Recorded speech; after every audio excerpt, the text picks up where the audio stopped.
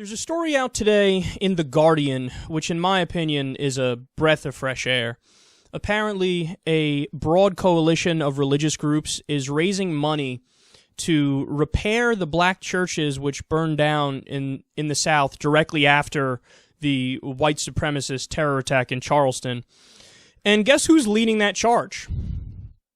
Muslims and Jews. They say, quote, Fatima Knight, a 23-year-old black Muslim student, has helped organize a group of Muslim nonprofits, including a Muslim anti-racism collaborative and the Arab American Association of New York. With 1 week left, the crowd-funded campaign has raised more than $58,000 from over 1,300 donors. They continue, Rabbi Susan Talv, who heads the Central Reform Congregation in St. Louis, Missouri, says a broad coalition of more than 150 religious institutions had raised over $150,000 to help rebuild.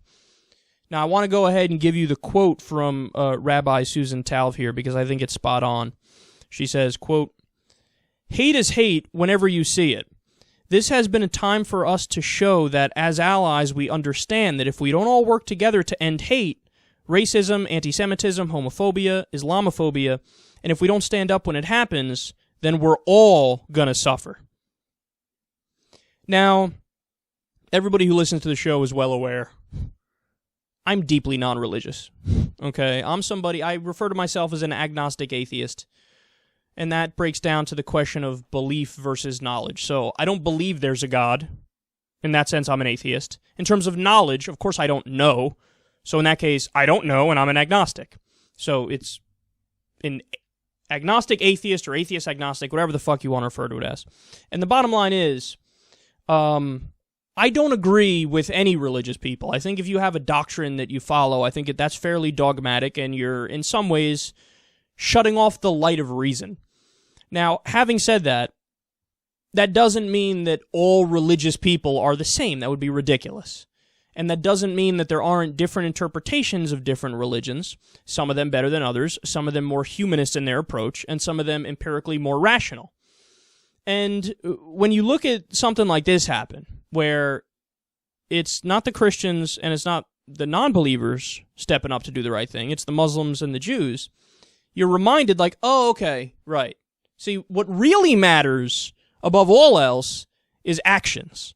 So we can have a disagreement when it comes to belief, but when it comes to actions, if you're willing to be a stand-up person, if you're willing to be altruistic and you're willing to understand that everybody's rights should be protected, well, then we can work together all day long. It doesn't matter to me if you're a Muslim, if you're a Jew, if you're a Christian, if you're a Buddhist. I don't give a fuck what you are.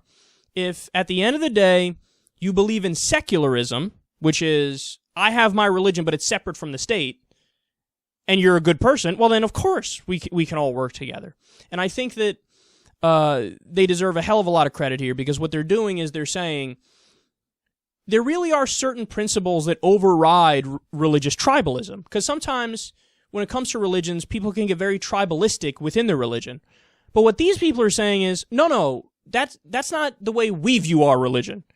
We view our religion to actually stand for higher principles in the sense that, like, there are many paths to God, and what really matters is how you act as a human being. And if you're anti-racism, you're anti-bigotry, you're pro-gay rights and all these, then we're on your side and we're with you. Well, those are the kind of religious people that I love, and also they're the hope for the future of religion either way. Well, as an outsider, as somebody who's not in a religious group, many people in religions are not going to listen to me. Maybe, every once in a while we end up converting somebody to our way of thinking. But the change in the Christian world and the Jewish world and the Muslim world, it's going to come from within. And if the change goes in the direction of these kinds of people, where everybody wants to help everybody and everybody's against bigotry and everybody's against stupidity and dogmatism, well then, fuck, man. Great. These are the people who I want to win the argument within their own community, and I'll be on the sidelines cheering them on, because like I said, they're mostly not going to listen to me if they're from within a religion, but this is a great lesson and a great gesture, and I like the message that it sends to other religious people, where you let them know, Here's another way to look at your religion, not through the lens of dogmatism, not through the lens of ridiculous moralizing about social issues, but through the lens of helping people.